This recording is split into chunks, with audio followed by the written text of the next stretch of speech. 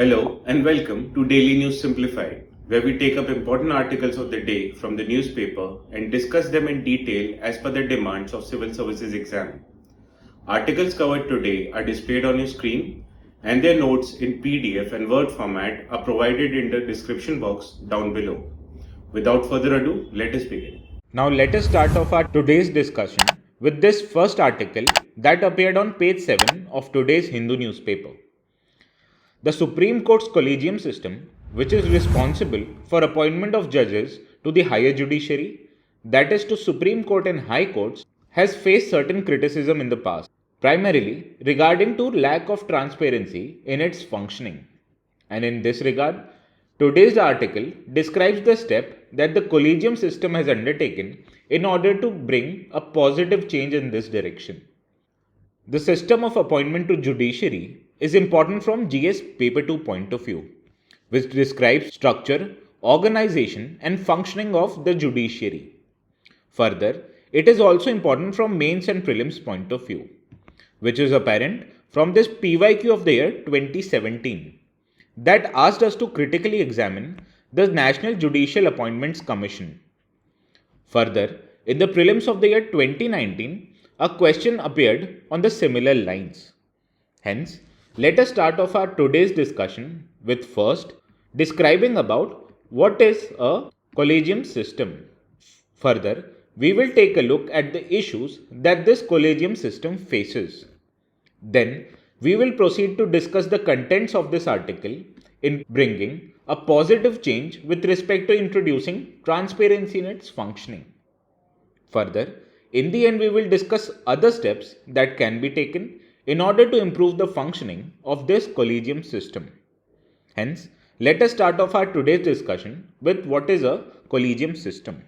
Now, collegium system is responsible for appointments of judges to higher judiciary, and it comprises of committee of judges which is headed by the Chief Justice of India.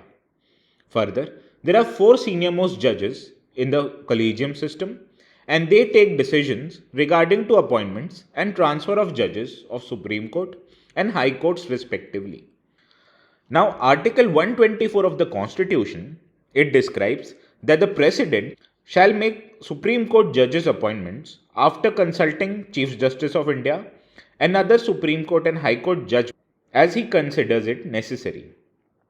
Further, under Article 217 of the Constitution, President appoints the High Court judges and he does so only after consulting the Chief Justice of India, Governor of the state and Chief Justice of the respective High Courts. Now you'll notice that the word collegium system does not appear in the Constitution anywhere. However, the current system of appointment of collegium is a judicial innovation which has been evolved out of following judgments of the Supreme Court. The first judgment in this regard is the S.P. Gupta case, also known as the first judge's case. In this judgment, the Supreme Court ruled that the recommendation which is made by the Chief Justice of India to the President can be refused by the executive for cogent reasons. Thereby, this judgment gave a greater say to the executive of the country in making judicial appointments.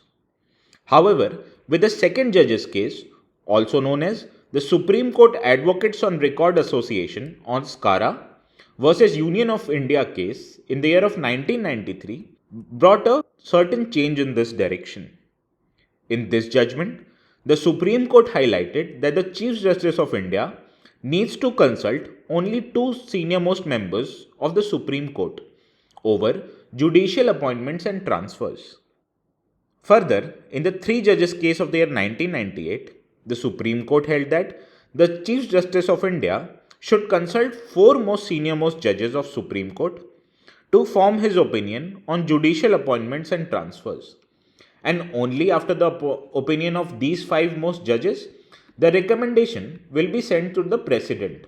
And this recommendation is binding on the President respectively.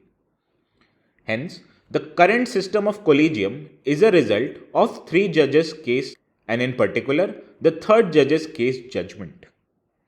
However, this system has faced several criticisms because of many reasons.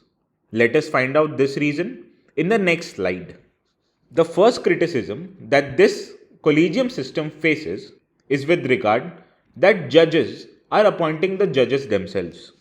And this mechanism violates the fundamental principle of separation of powers which exists between executive and judiciary, and it also violates the principles of checks and balances, which is there to ensure that one branch of the government checks and ensures balances with respect to another branch. And these both principles are a part of basic structure of the constitution. And when judges are appointing judges, it leads to supremacy of judiciary over other branches of the government, and hence it violates this basic structure of the constitution. The second criticism that the collegium system faces is that of uncle judge syndrome, because it has been observed that the many judges who are appointed to the high courts and supreme courts have blood relations with the existing judges, and this has brought the charges of nepotism on the institution. Hence, it has faced many criticisms. Further, there have been charges that the appointments to the judiciary has become a closed door affair, as without a formal and transparent system of appointments, it has created apprehensions with regards to appointment of several judges. Also, there has been an administrative burden on the Supreme Court due to this mechanism, as the administrative burden of appointing and transferring judges without having a separate secretariat or an intelligence gathering mechanism that is required to check personal and professional background of prospective appointees is absent with the Supreme Court, and hence it depends upon the government of the day to undertake these functions, and hence it leads to administrative burden with the Supreme Court. Further, Collegium system has invited charges that it promotes mediocrity, as there's a limitation of choices, because only the senior most judges are appointed to the Supreme Courts from the High Court, and this process it overlooks several talented junior judges and advocates, and hence it has led to allegation that this collegium system it promotes mediocrity. And in this regard, Supreme Court has undertaken several changes which improves the transparency of collegium system. What are these changes? Let us take a look at the next slide. The first changes that the Supreme Court has made in this regard is related to streamlining of appointment process, as Supreme Court has added a deft mix of merit and seniority in the judicial ranks, which is done through a selection procedure which involves a meaningful discussion on assessment of candidates' judicial acumen. And since early this year, the Supreme Court resolution has also embraced transparency, as the Supreme Court has publicly laid the requirements for candidates in the zone of consideration for appointments to the Supreme Court and High Courts respectively. And in this regard, Supreme Court monitors the quality of judgments that have been made by candidates. In this regard, the judgments are circulated among the members of Collegium well in advance before they decide on appointing a certain candidate. For this, the Center of Planning and Research of the Supreme Court prepares a compilation of relevant background material which will eventually assist the Collegium. Further, the Judicial Evaluation Committee goes through the judicial work of the candidates with a fine-tooth comb. And the judgments are graded. As the very best judgments, they receive an outstanding grade. And this procedure of circulating the judgments were introduced very recently. Further, in July the 5th this year, the Supreme Court it listed 3 basic criteria which will guide the selection process. While recommending appointments to the Supreme Court, the Collegium has taken into the consideration 3 aspects. The first is that the seniority of Chief Justices and senior judges in their respective parent High Courts, as well as the overall seniority of High Court judges. The second criteria is that of merit performance, and integrity of judges who are under consideration for appointments. And the third criteria is the need to ensure diversity and inclusion in the Supreme Court. And in this regard, the Collegium has further explained that the diversity and inclusion refers to the representation of high courts which are not represented or inadequately represented. Further, the Supreme Court will also take appointments of persons who belong to marginalized and backward sections of society, and it will also ensure gender diversity and representation of minorities. Now, after that, we have taken a look at several steps which is done in order to streamline the process of appointment, introduce transparency, having a look at quality of judgments of respective candidates, and describing a criteria for selection. Let us take a look at further changes that are required in order to make the process of appointments more transparent and accountable.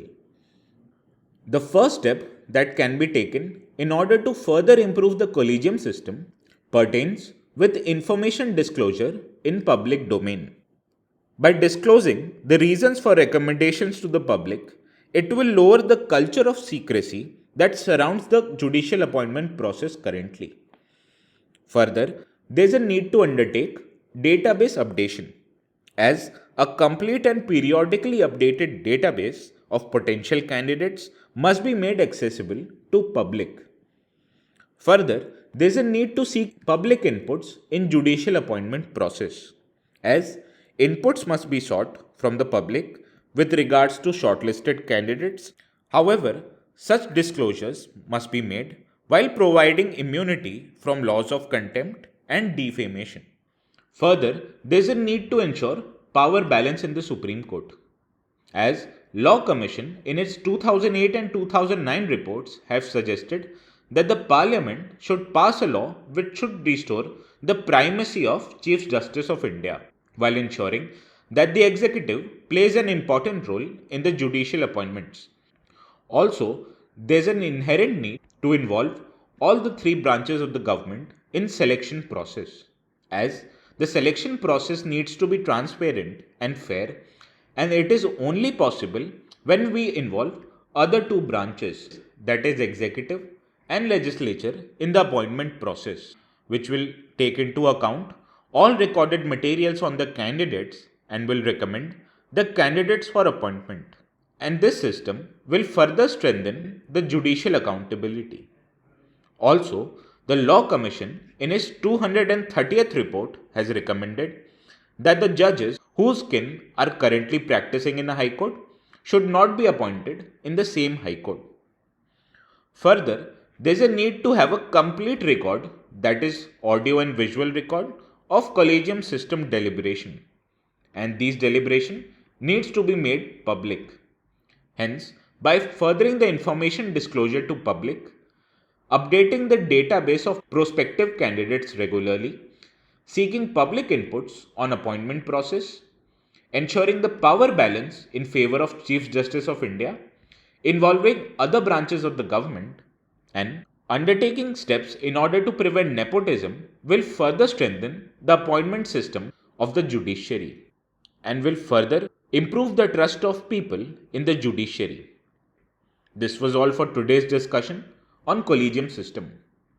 Now let us move to the second article of the day, which appeared on page 9 of today's Hindu newspaper. This article gives several facts with respect to electric vehicles in the country. The first fact is that the number of electric vehicles in India have surged from about 2400, which was a decade ago, to over 27.4 lakh vehicles as of July of 2023. And this surge is very important with respect to development and promotion of electric vehicles in India. This article also gives a few facts regarding share of various types of electric vehicles and their distribution across the country. However, these facts are not as important from exam's point of view.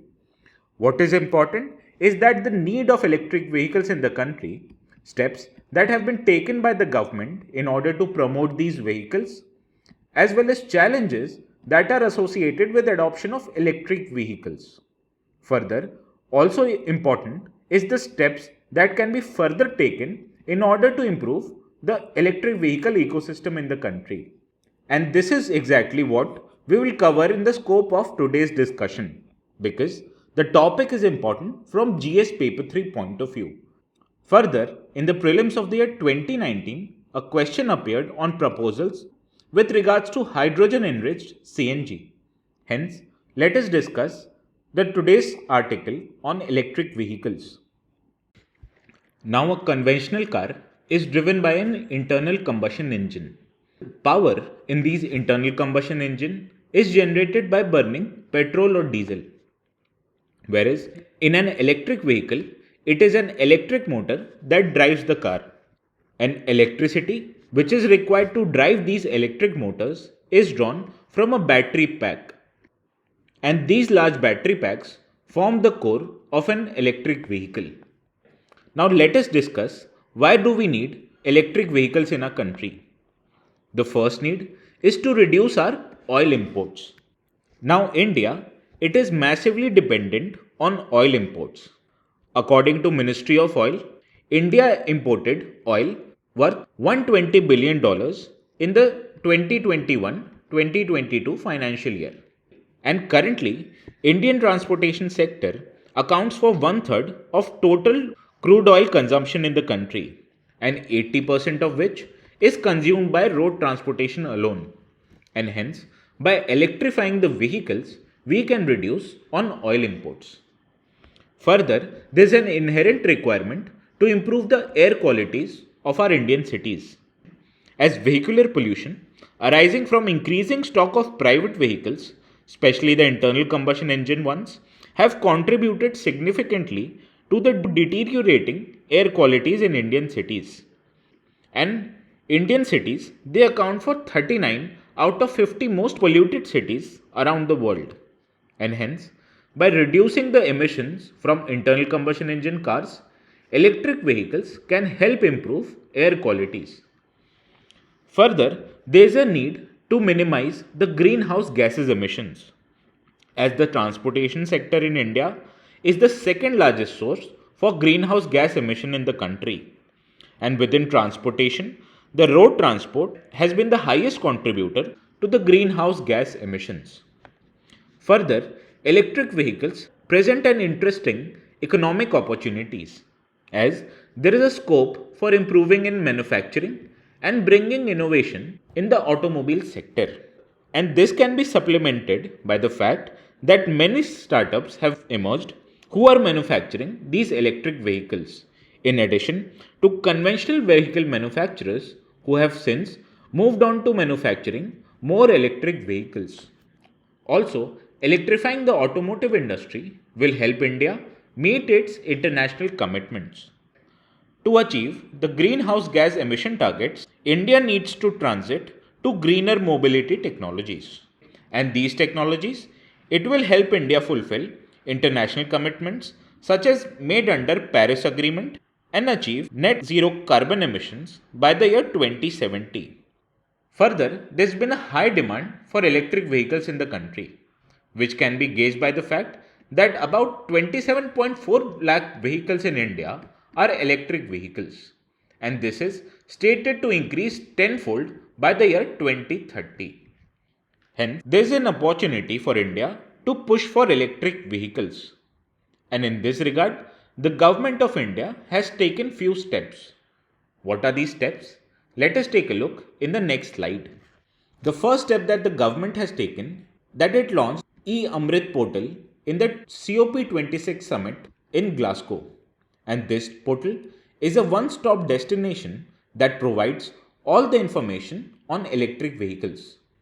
Also, the government introduced National Electric Mobility Mission Plan of the year 2020.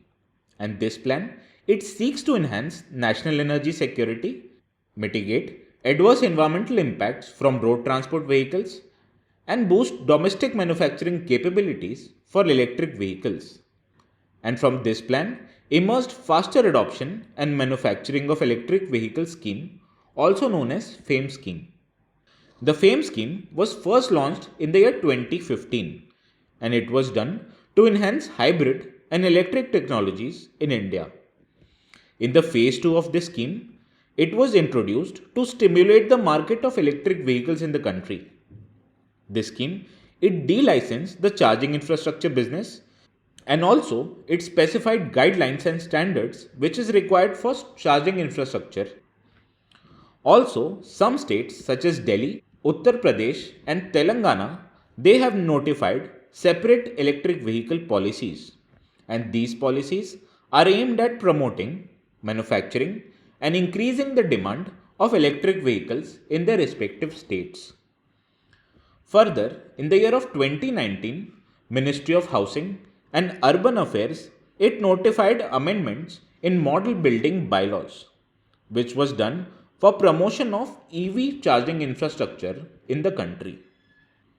Also, the Indian Space Research Organization or ISRO, it has commercialized the indigenously developed lithium-ion battery technology, and further, it has selected 14 companies for transfer of technologies, and these 14 companies will undertake mass manufacturing of lithium-ion battery.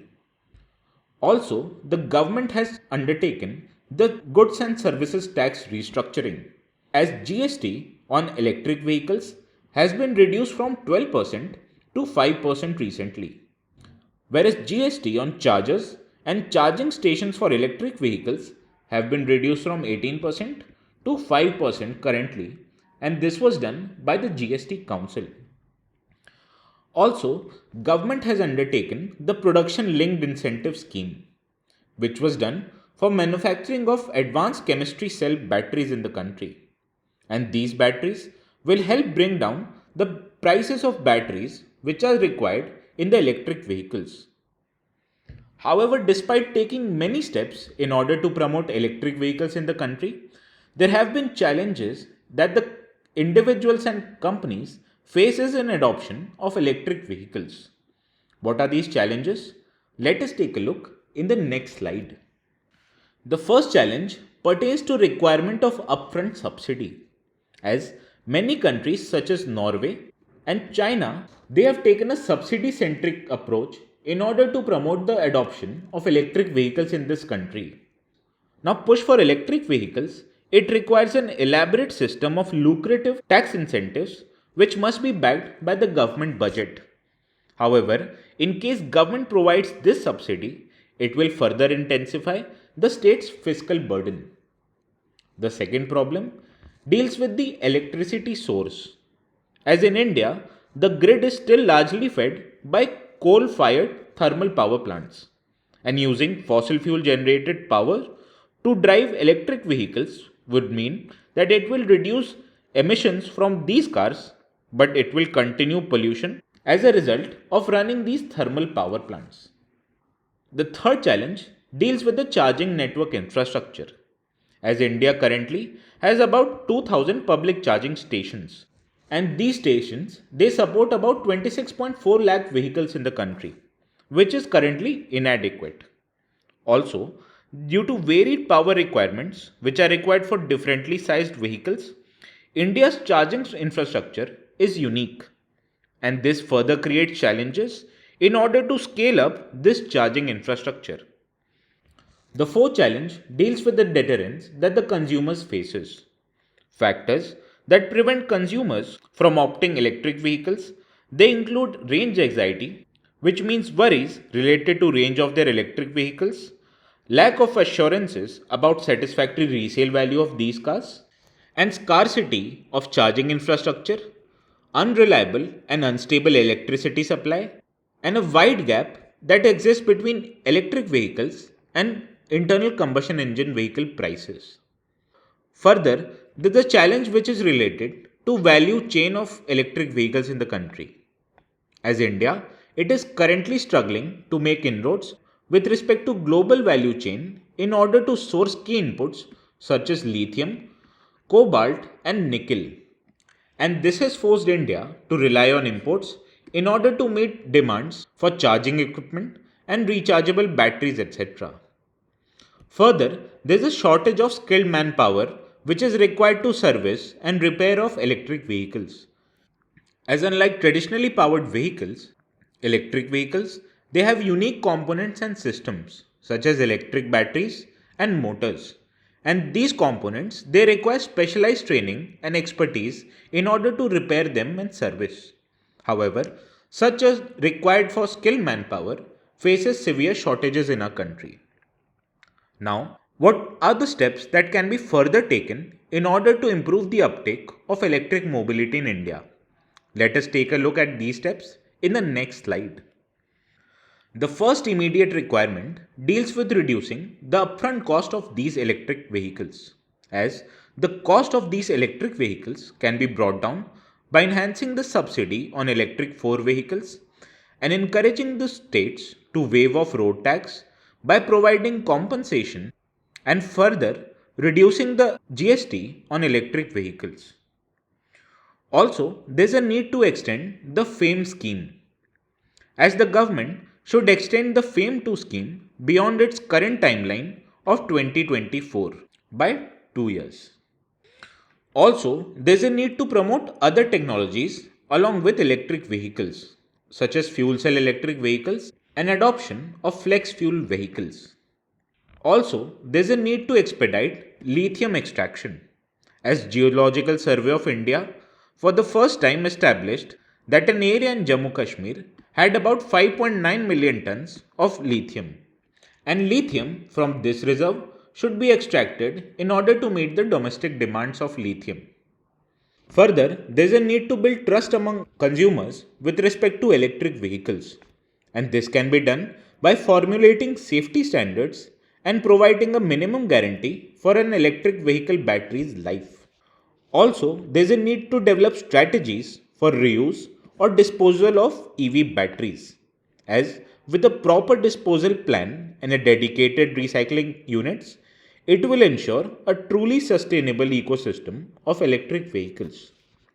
Also, financial institutions should be encouraged to extend lending facility to electric mobility sector, and these should be done for consumers as well as corporates. Also, there is a need for creation for non-financial incentives such as priority lanes, reserved parking for EVs, EV purchase subsidies over and above FAME 2 subsidies in order to obtain a better response from consumers. Further, to improve the skilled workforce, we need to introduce apprenticeship and training facilities in the local EV and associated sector. Hence, by reducing upfront cost of electric vehicles, extending the FAME scheme, promotion of other tech along with electric vehicles, expediting lithium extraction, building trust among consumers, encouraging lending to promote EV adoption, introducing non-financial incentives, and building a skilled workforce is essential for adoption of electric vehicle in the country. This was all for today's discussion on electric vehicles. Moving on to the third article of the day, which appeared on page 11 of today's Hindu newspaper. This article cites a survey which was conducted by a private security firm and highlights that 35% of organizations in India have seen data breaches. Now, the scope of this article is restricted to data breaches in the cloud infrastructure. However, for the scope of today's discussion, we will take a look at issues related to cybersecurity, as government platforms such as CoWIN as well as and government institutions such as AIMS have seen instances of cybersecurity attacks. While these data breaches they were fixed after the organization and authorities were notified, it brings forward the issue that even momentary exposure of personal user data can have far-reaching consequences. And in this regard, cybersecurity becomes an important aspect for protection of national security. Cybersecurity is a means to secure cyberspace from attack, damages, misuse, and economic espionage. Now, cyberspace is a global domain which consists of interdependent IT infrastructure such as telecom, internet, and computer systems exist, and hence there is an inherent need to protect this infrastructure. And this topic is important from GS Paper 3 point of view, which deals with basics of cybersecurity. Further, in the mains of the year 2017, a question appeared on potential threats of cyber attack, and the security framework that was designed to prevent it. Further, in the year of 2018, a question appeared on cyber attacks, and hence, in the scope of today's discussion, we will first take a look at the need for cyber security. Then, we will discuss the challenges that are associated with the cyber security in India, before discussing the way forward, which can highlight measures that can be incorporated in order to improve India's cyber security. First, let us start with the need for cyber security. Now, the first need for cybersecurity is to prevent the financial losses that are a result of such security breaches. The estimated cost of cyber attacks in India currently stands at $4 billion annually. However, it is expected to reach about $20 billion in the next 10 years, and hence, cybersecurity is important in order to prevent such huge losses. Further, government has incorporated a huge digital push through various programs such as promoting the use of Aadhaar, incorporating citizen data into MyGov platform, as well as making academic records available in the form of DigiLocker. Hence, these initiatives they have promoted a large number of users to transact online. And hence, in order to prevent personal and educational data from becoming public, it is essential to have a decent cybersecurity infrastructure in the country. Further, India's information communication technology sector has reached about $225 billion worth in the year of 2020. And this has made the ICT sector vulnerable to cyber attacks. An example in this direction can be cited as India accounted for 8% of all cyber attacks globally in the year of 2020. Further, there has been an increase in number of internet users in the country, as India has about 730 million internet users by the year of 2020, and out of these users, 75% of the users are from rural background, and these new users are more vulnerable to increasing cyber attacks. Further, due to developments in e-commerce, travel and banking sector has led to rising online transactions. And these online transactions are further at risk of cyber attacks. Now, after we have discussed the need for cybersecurity measures, let us take a look at challenges that the cybersecurity infrastructure in the country currently faces. The first challenge pertains to lack of awareness of people, as almost 80% of the cybercrime frauds they occur due to lack of cyber knowledge. For example, during COVID-19 pandemic, overuse or addiction of social media and increased use of online mode has led to rise in cyber crimes. Further, India has a weak digital security because of outdated infrastructure and poor or inadequate cybersecurity protection measures have exposed India's digital security vulnerability. For example, leakages of government data through cyber attacks. Further, there are multiple organizations in India who are responsible for cyber security, as India currently has 36 different central bodies who deal with cyber issues, and this has led to overlapping of responsibilities. Further, there is a lack of coordination among these bodies that further aggravates the issue of cyber security. Also, there is an issue of lack of resources, as there is an absence of adequate manpower, training and indigenization in hardware and software, which puts India into a vulnerable position. And hence, India has become a net exporter of data, which has further increased the vulnerability of data colonization. Further, there is an issue which is related to use of substandard devices, as these devices they used unlicensed software, and this makes them vulnerable to cyber attacks. Also, there are a variety of different devices which use non-uniform standards, and this makes it difficult to provide a uniform security protocol for these devices. Now, after we have dealt with challenges that the cybersecurity infrastructure in the country faces, let us discuss a way forward that will suggest measures for betterment of cybersecurity infrastructure in the country. The first suggestion pertains to need for better regulation and adoption of norms, as currently there are no acceptable norms of behavior in cyberspace. By drafting a better regulation and adopting new norms, it will ensure collaboration and coordination and much needed synergy among various institutions, and it will help them work according to a coordinated approach. Further, there is a need to amend the existing Information Technology Act of the year 2000, as this act has failed to keep up pace with the changing cybersecurity scenario. At the current act, it does not ensure penalties which can serve as a deterrent for cyber crimes. Further, there is a need to develop necessary skills which is required for cybersecurity, as the cybersecurity space in the country is expected to generate around 1 million jobs, and for which India must establish a necessary ecosystem to develop the required skills. Further, there is an inherent need to update the cybersecurity policy of our country, as the current National Cybersecurity Policy of the year 2013 has outlined only the broad principles, whereas it lacks operational details.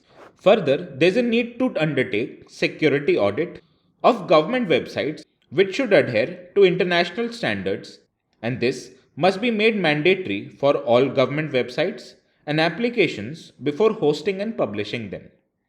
Hence, by ensuring a better regulation and adoption of norms, amending the Information Technology Act, developing the national cybersecurity skills, updating the cybersecurity policy, undertaking security audit of the government websites and applications, we can help improve the cybersecurity infrastructure in the country. This was all for today's discussion on cybersecurity. Now moving on to the last article of the day, which appeared in the last page of today's The Hindu newspaper. This article highlights that the coral reef ecosystem around the world have been subjected to unprecedented degradation over the last few decades, and these disturbances are primarily due to anthropogenic events. As the topic of coral bleaching is important primarily from prelims point of view, which is apparent from this PYQ of the year 2018. And hence, in the scope of today's discussion, we will take a look at what are corals, and then we will proceed to understand the effect of coral bleaching. Now, corals, they are one of the most biologically diverse ecosystems of the planet.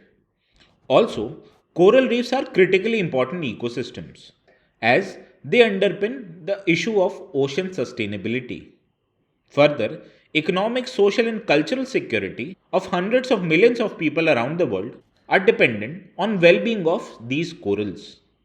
However, despite having an immense value, they are also uniquely vulnerable to the increasing threat of climate change as well as other anthropogenic impacts.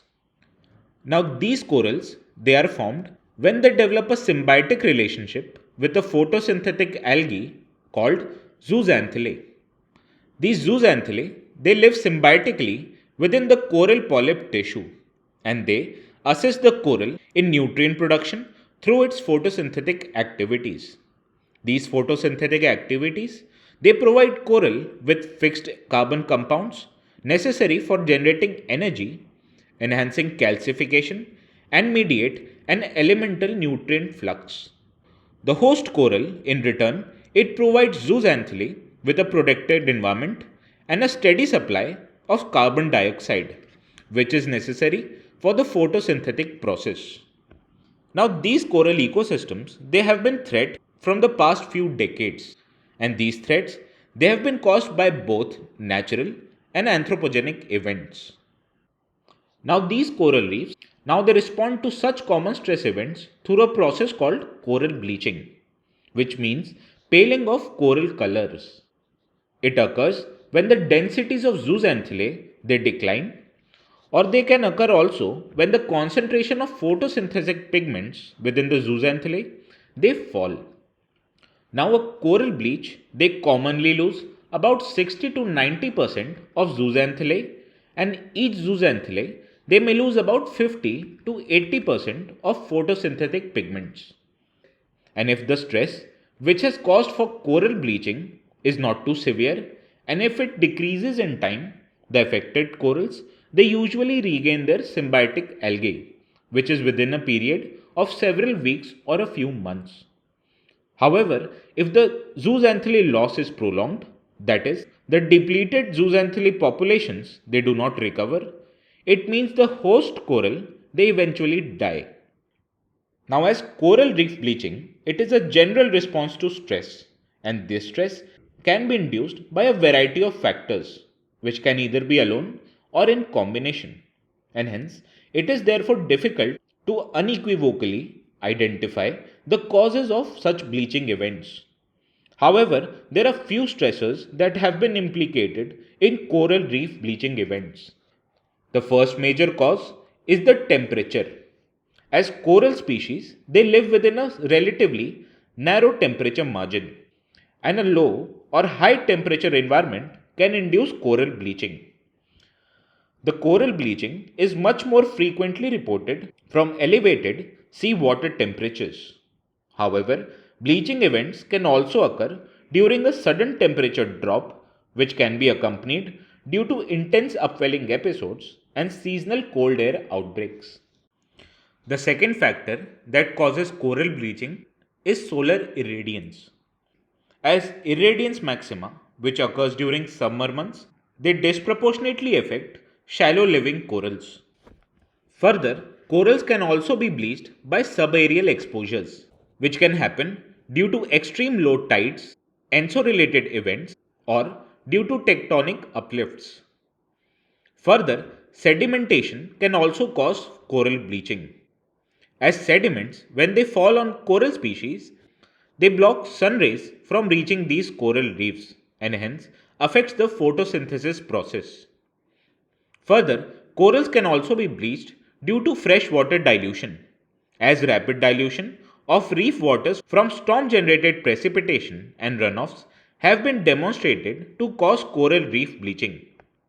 Generally, such bleaching events are rare and confined to relatively small or nearshore areas. Further, when there is a rise in proportion of inorganic nutrients in the water, it can cause the process of eutrophication. And this eutrophication can have adverse effects such as lowering of coral resistance and makes them greater susceptible to coral bleaching. Further, zooxanthellae loss can also occur due to exposure of corals to elevated concentrations of xenobiotics. As high concentration of xenobiotics are required to induce zooxanthellae loss, bleaching from such events are extremely localized. Hence, this was all for today's discussion on coral bleaching.